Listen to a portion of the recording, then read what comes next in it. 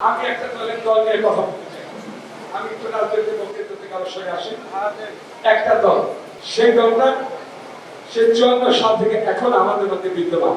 কতটা ঘটনা তাদের মধ্য দিয়ে ঘটেছে বাংলাদেশে। দেশের স্বাধীনতার বিরুদ্ধে তারা অবস্থা নিয়েছিলেন।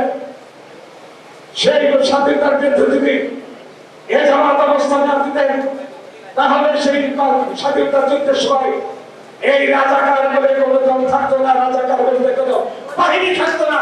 সমস্ত ছিল আজকে যারা জামাত ইসলাম স্বাধীনতার পক্ষে যারা বাংলাদেশের মানুষের অধিকারের উপর আঘাত করেছিলেন, সেই জামাত ইসলাম আবার 1900 শেখ হাসিনার সময় আওয়ামী লীগকে সমর্থন দিয়েছিলেন।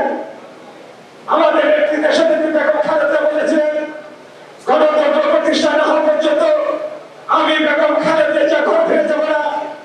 অন্যদিকে আরেকবার শেখ হাসিনা বলেছিলেন, সে চট্টগ্রাম থেকে যারা হোসেন মোহাম্মদের সাথে সাথে আপোষ করবেন তারা জাতীয় বেঈমান।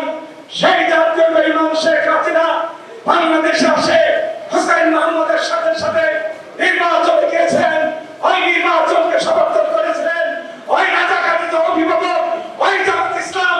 আজকে সেই জামাত ইসলাম আমার অনেক ষড়যন্ত্রবদ্ধ হয়েছে, দেশের গণতন্ত্রকে নির্মূল করতে চায়।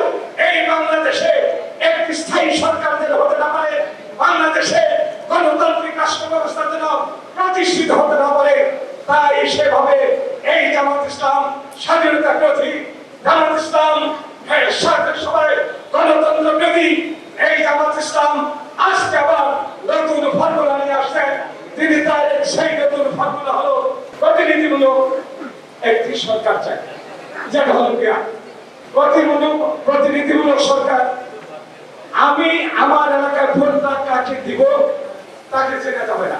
আমার এলাকাকে জনগণের সম্পদ করে কে আমার বন্ধু হতে পারে, কে জাতির চোর হতে পারে, কে জাতির দুশ্মন হতে পারে, সেটা জানা যাবে না। সেখানে তাদের